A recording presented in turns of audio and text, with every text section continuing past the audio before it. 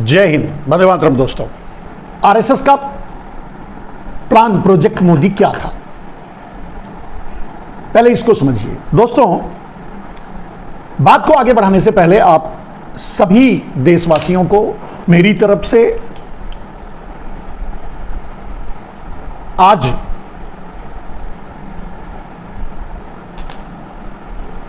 धनतेरस की शुभकामनाएं और नरेंद्र मोदी की तरफ से अडानी को शुभकामनाएं। वैसे यह कहा जा सकता है कि धनतेरस की शुभकामनाएं देश को क्या दें, क्योंकि जब तक नरेंद्र मोदी प्रधानमंत्री की कुर्सी पर हैं तब तक देश कभी हंस नहीं सकता, खुशी नहीं मना सकता, त्योहार नहीं मना सकता। ये तो अब देश जान चुका है। लेकिन कुछ लोग मना सकते हैं, कुछ लोग खुश भी हैं। उनमें से अगर आज किसी को धनतेरस की शुभकामनाएं दी जा सकती हैं तो वो सिर्फ और सिर्फ अडानी या अडानी जैसे कुछ गुजराती चोर, भगोड़े, फ्रॉड, बैंकों को लूटकर भागने वाले। पैसे की उनके पास कमी नहीं है, वो जो चाहे खरीद सकते हैं। आम आदमी एक छोटे से बर्तन को खरीदने के लिए तरसेगा और अडानी उस समय भारत की कोई बड़ी फैक्ट्री खरीद लेंगे। तो धनतेरस की शुभकामनाएं अगर दी जा सकती हैं तो बस अडानी अंबानी जैसे लोगों को या कुछ गुजराती चोरों को जो फ्रॉड हैं, फ्रॉड करके विदेश में भी भाग गए हैं, बैठे हैं, यहां भी हैं, या ये कह सकते हैं जिनको नरेंद्र मोदी ने 25 लाख करोड़ का तोहफा दिया है। बदले में क्या लिया ये छोड़ दीजिए, इस पर नहीं जाएंगे। तो धनतेरस की शुभकामनाएं उनको दी जा सकती हैं, या नरेंद्र मोदी बेशर्मी से धनतेरस की शुभकामनाएं उन 80 करोड़ लोगों को जरूर दे सकते हैं। और ये जज्बा नरेंद्र मोदी में है, वही दे सकते हैं उन 80 करोड़ लोगों को जिनका जीवन 5 किलो अनाज पर चल रहा है। 5 किलो अनाज की लाइन में खड़े लोग आज धनतेरस मनाने के लिए जरूर 2-5 किलो गोल्ड तो सोना तो खरीद ही लेंगे। तो ये शुभकामनाएं नरेंद्र मोदी ही दे सकते हैं। और कुछ दिन पहले उन्होंने किसी मंच से ऐलान भी किया है कि अब अगले 5 साल तक ये 5 किलो फ्री अनाज बंटता रहेगा, यानी भीख जारी रहेगी आपके लिए, अडानी के लिए, आपके लिए 5 किलो अनाज की भीख, अडानी के लिए देश की बड़े बड़े इंफ्रास्ट्रक्चर, देश की बड़ी बड़ी कंपनियां, देश के बड़ी बड़ी फैक्ट्री, देश का जो भी, पूरा देश ही समझ लो, जो भी। तो दो ही लोगों को, एक को खुशी खुशी नरेंद्र मोदी, खुश होकर के नरेंद्र मोदी अडानी को धनतेरस की शुभकामना दे सकते हैं, और दूसरी तरफ उन 80 करोड़ लोगों को जो 5 किलो मुफ्त अनाज लेकर के 5 किलो सोना आज के दिन जरूर खरीदेंगे। खैर, इस बात को आप समझ गए होंगे। मोदी ने डिक्लेयर कर दिया है कि अगले 5 साल तक आगे, और अगले 5 साल तक भारत में कुछ बदलने वाला नहीं है और भूखमरी ऐसे ही रहेगी, लोग 5 किलो अनाज पर जिंदा रहेंगे, जी रहे हैं, यही बहुत बड़ी बात है। अब आते हैं फिर से अपने असली मुद्दे पर। आरएसएस का गेम प्लान क्या था? आरएसएस इतिहास के बारीकियों पर नहीं जाएंगे, एक एक मुद्दे को, एक एक घटनाओं को जोड़ने की कोशिश करेंगे तो वीडियो लंबा हो, छोटे में आपको समझाना है, क्योंकि आज धनतेरस है और आपको यह समझना है कि भारत के लुटेरे हैं कौन। आपके पास अगर आज ये हैसियत नहीं है कि आप एक छोटा सा पटाखे खरीद सकें, एक मिठाई का डब्बा खरीद सकें, एक छोटा सा कोई बर्तन खरीद सकें, पात्र खरीद सकें, अगर आपकी आज ये हैसियत नहीं है तो उसके लिए चोर और मंडली कौन है, चोर मंडली है कौन, इस वीडियो से आप ये भी जान जाएंगे। तो आरएसएस का गेम प्लान, आरएसएस का प्लान प्रोजेक्ट मोदी फेल हो चुका है। यानी आरएसएस ने यह उम्मीद लगाई थी कि नरेंद्र मोदी को प्रधानमंत्री बनाएंगे तो नरेंद्र मोदी आरएसएस के ही कब्जे में रहेंगे, आरएसएस के ही कहने पर चलेंगे, आरएसएस बैकडोर से जो देश पर राज करना चाहती है वो करती रहेगी। ऐसा आरएसएस का प्लान था। आरएसएस का और भी बहुत बड़ा प्लान था आरएसएस ने इस प्लान के लिए भी पार्टियां खड़ी कर रखी थी। जैसे आज अगर उदाहरण के लिए कहें तो ओवैसी आरएसएस के गेम प्लान का हिस्सा है, आप पार्टी अरविंद केजरीवाल आरएसएस के गेम प्लान का हिस्सा है। और इन दोनों के उद्भव में आपको समझ में आएगा कि आरएसएस का बहुत बड़ा हाथ है, खास करके अरविंद केजरीवाल और आप पार्टी को लाने वाले, प्रचार करवाने वाले, झंडा देने वाले, सब कुछ करने वाले आरएसएस थे। और आप पार्टी आरएसएस का ही एक हिस्सा है, जिस तरह से भारतीय जनता पार्टी है। समझने वाली बात। इसीलिए मैंने अपने पिछले वीडियो में कहा था कि अडानी या मोडानी की ईडी में या इनकम टैक्स में या मोडानी की सरकार में इतनी ताकत नहीं है कि वो अरविंद केजरीवाल को गिरफ्तार कर सके। और वो आप देख रहे हैं, लोग तो यहां तक बोलने लगे थे आज हो जाएंगे, कल हो जाएंगे, ये हो जाएगा। मैंने चैलेंज किया था कि अरविंद केजरीवाल की गिरफ्तारी आज नहीं, कभी नहीं होगी। वो तो एक हिस्सा है प्रचारित करने का। और संजय सिंह, मनीष सिसोदिया या रविंद्र जैन जो भी आज जेल में है, वो प्रचार का हिस्सा है। उनको माइलेज देने का या उनको ऊपर लाने का, उनका प्रचार करवाने का। और इस बात का ये आप अच्छी तरह जानते होंगे कि जो मीडिया, जो गोदी मीडिया किसी और दूसरी पार्टी को, किसी और विपक्ष को एक सेकंड का अपने चैनल पे जगह नहीं देती, वो ओवैसी और अरविंद केजरीवाल इन दोनों को दिन रात घोटती रहती है, दिखाती रहती है। तो इससे आपको समझ जाना चाहिए कि ये आरएसएस के प्लान का हिस्सा है। बात प्रोजेक्ट मोदी फेल होने की बात आज करेंगे। आरएसएस इतिहास के पहले, यानी मेरे ख्याल से 1920 या 29 में समथिंग आ चुकी थी अस्तित्व में। और जब से आरएसएस अस्तित्व में आई, तब से वो अंग्रेजों की मुखबिरी करने लगी, मुखबिरी ही करती रही। और उसमें आरएसएस में जितने लोग थे वो अंग्रेजों से मिलकर कहीं सरकार चला रहे थे, कहीं आनंद ले रहे थे, एंजॉय कर रहे थे, कहीं उनकी विचारधारा अंग्रेजों से मिलती थी, अंग्रेजों के साथ खड़े थे, अंग्रेजों के मुखबिर थे, अंग्रेजों के पक्ष में थे, अंग्रेजों के पक्षधर थे। और यहां तक कि कई बार बोल चुका हूं कि यहां तक कि उन्होंने भारत छोड़ो आंदोलन का समर्थन भी नहीं किया था, यहां तक कि गांधी को गोली भी मारी थी, यहां तक कि ऐसे बहुत सी यहां तक के सवाल हैं। यहां तक कि आजादी की लड़ाई में बिल्कुल एक नए पैसे की, यानी 1% की भी भागीदारी इनकी नहीं थी, गुजरात की भी नहीं थी। कुछ नाम आप लेंगे, वो मैं बता चुका हूं, अभी उस विषय पर नहीं जाता, नहीं तो ये लंबा हो जाएगा। तो आरएसएस का गेम प्लान क्या था? आरएसएस सोच रही थी कि वो अंग्रेजों से मिले जुले हैं, अंग्रेजों के भाईचारा उनका है और अंग्रेजों के साथ हैं, अंग्रेजों की दलाली कर रहे हैं, मुखबिरी कर रहे हैं। तो इनका प्लान था कि जब अंग्रेज के जाने का समय आ चुका था, और खास करके जब द्वितीय विश्व युद्ध शुरू हुआ, तो ये लगने लगा कि अब अंग्रेज टिक नहीं पाएंगे, क्योंकि दुनिया के और देशों से भी वो पलायन करना शुरू कर चुके थे, अपना बोरिया बिस्तर बांधना शुरू कर चुके थे। तो आरएसएस ने समझा कि अगर इनके साथ मिले जुले रहेंगे तो फाइनली ये जाते जाते हमको सरकार दे के चले जाएंगे, देश की सत्ता, जो कि अंग्रेजों ने इनको धोखा दे दिया, इनको नहीं दिया, या यूं कहें कि इन पर विश्वास नहीं किया, या यूं कहें कि वो अंग्रेज ये समझ गए कि ये दलाल हैं और दलाल कभी सरकार नहीं चला सकते, सिर्फ दलाली कर सकते हैं। ये समझ करके उन्होंने जाते जाते कुछ इस तरह की गड़बड़ी पैदा करके गए, कम से कम इनको भी धोखा दिए, देश को भी धोखा दिया, देश का बंटवारा भी करवा दिया। खैर, जो चौपटना करना था वो करके अंग्रेज चले गए। फिलहाल इनको नहीं मिली सत्ता, अब इस बात का इनको मलाल हो गया, जल भून गए, लगे कोशिश करने की किस तरह से जो वर्तमान सत्ता यानी नेहरू की सरकार बनी, उसके बाद जो चल रही थी 1947 के बाद इनकी एक्टिविटी जो बारीकी से देखा जाए तो ये हमेशा तोड़फोड़ और खंडन में ये इस तरह के कामों में लगे रहे। हालांकि नेहरू ने इनको शुरू में गांधी की हत्या के बाद या ऐसे ही किसी समय इन्होंने इन पर बैन भी लगा था, लेकिन बाद में हटा लिया गया। ये सारी ऐतिहासिक बातें, लेकिन मंशा इनकी क्या थी कि ये किसी भी तरह से सत्ता में आ जाएं और सत्ता हासिल करें और सरकार चलाएं, इनडायरेक्ट बैक डोर से।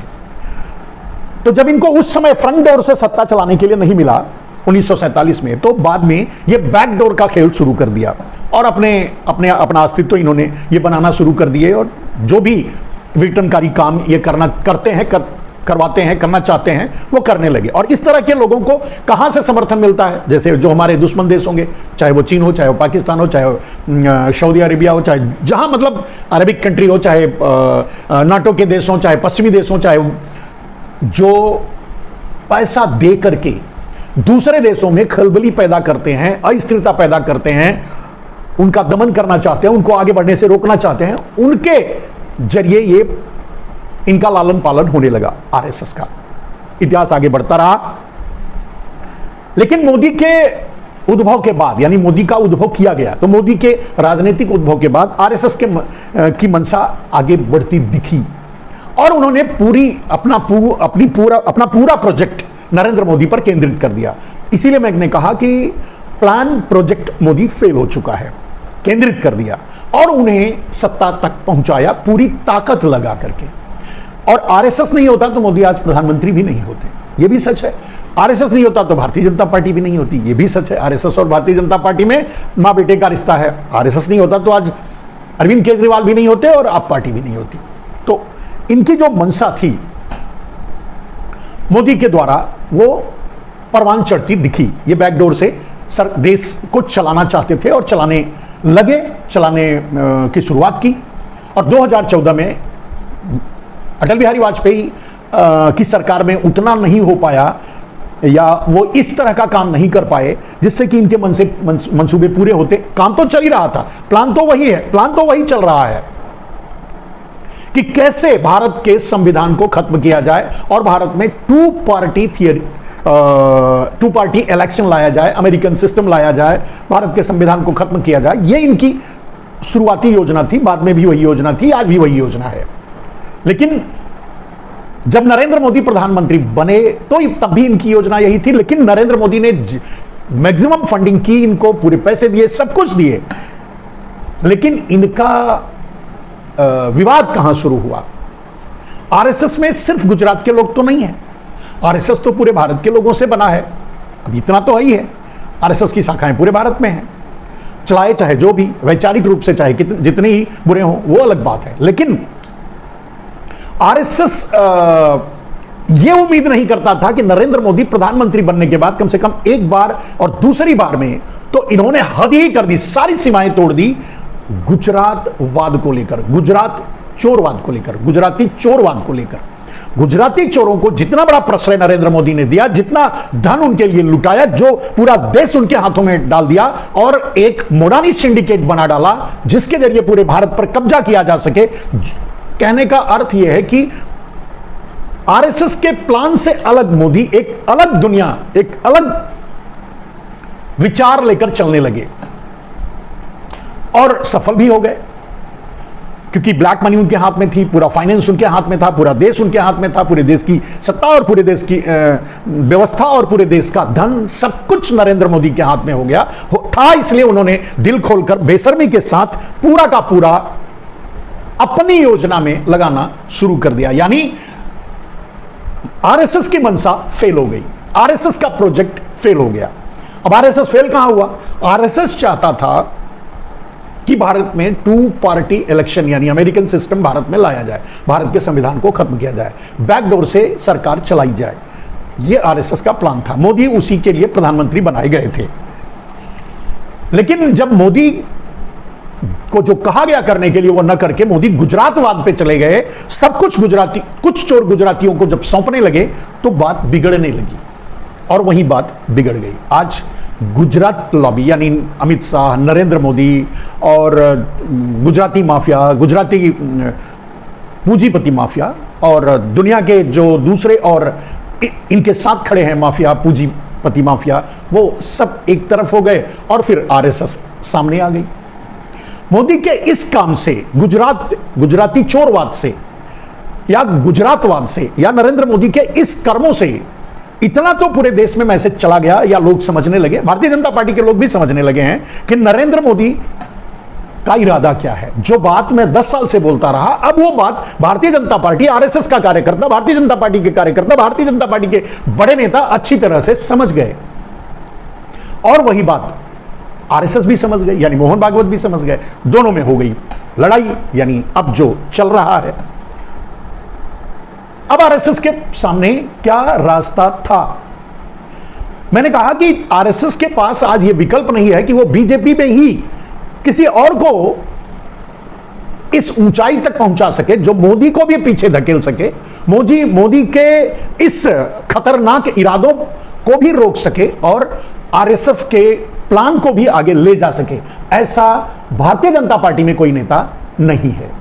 यह सामने है, आरएसएस को भी पता है, आरएसएस भी समझ रही है कि ऐसा कोई नहीं है।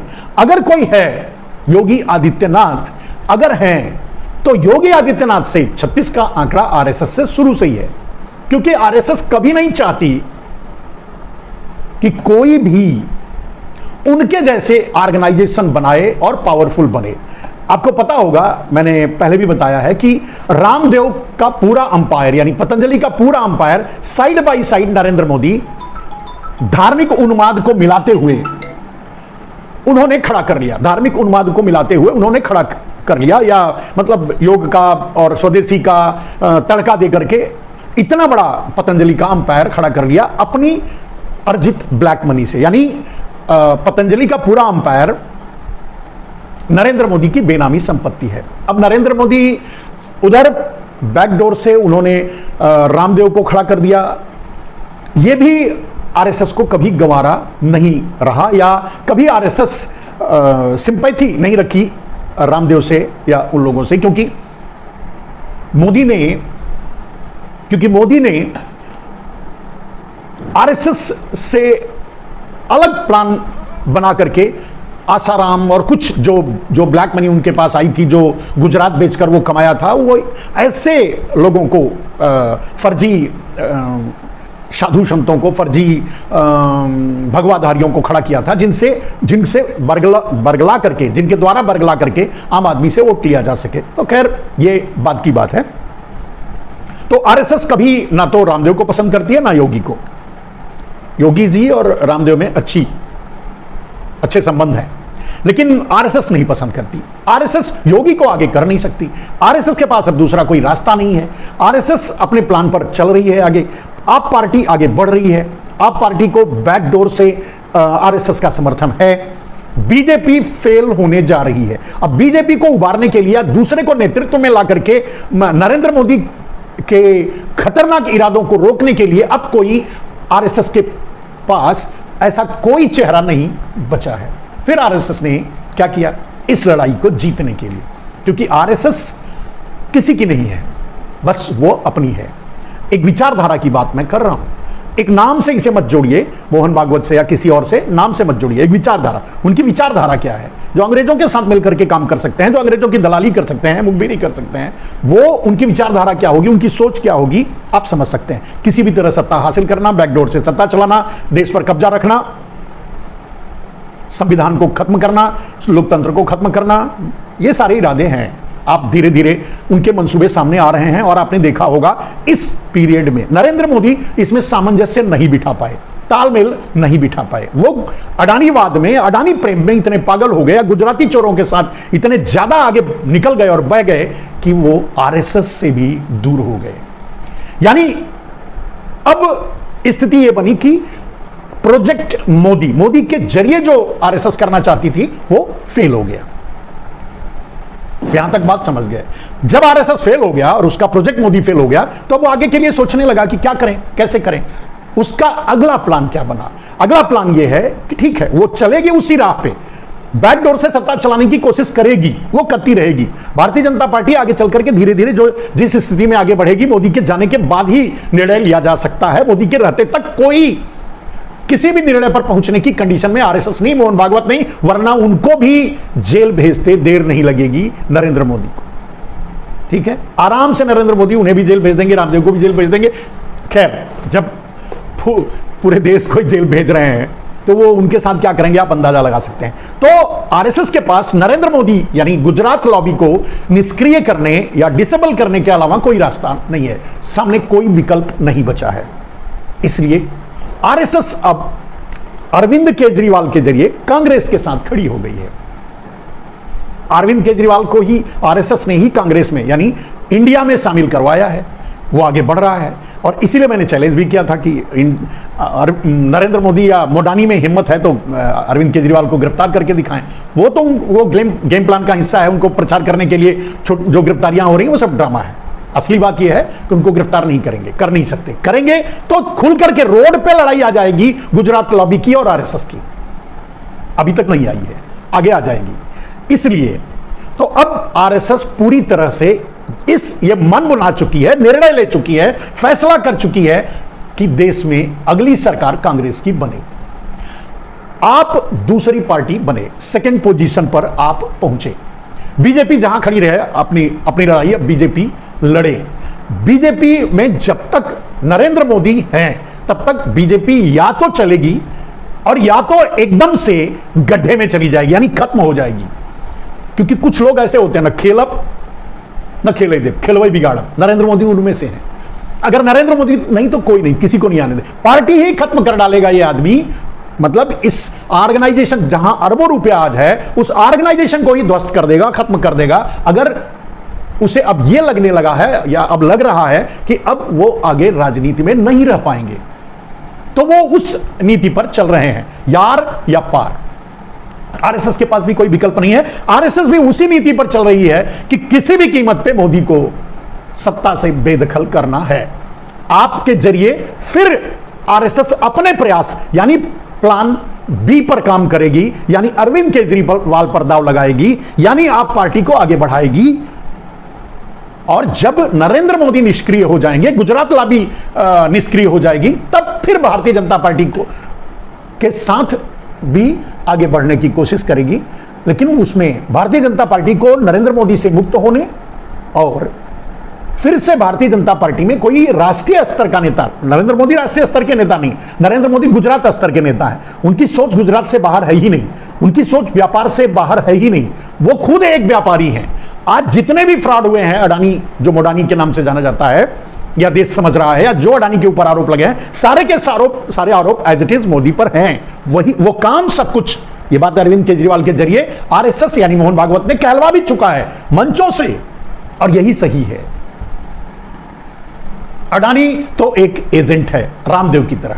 सब खेल नरेंद्र मोदी का है, सारा पैसा नरेंद्र मोदी का है, सारी ब्लैक मनी नरेंद्र मोदी की है, सब कुछ नरेंद्र मोदी का है। यह बात साबित होने में बहुत समय लगेगा, लेकिन अब सवाल, अब आरएसएस के पास बहुत कम रास्ते बचे हैं। वो चाहती है कि कांग्रेस को कम से कम अब इस बार कांग्रेस की ही सरकार बने। मोदी को हटाने के लिए, गुजरात लॉबी को खत्म करने के लिए, निष्क्रिय करने के लिए आरएसएस के पास कांग्रेस के अलावा कोई रास्ता नहीं है।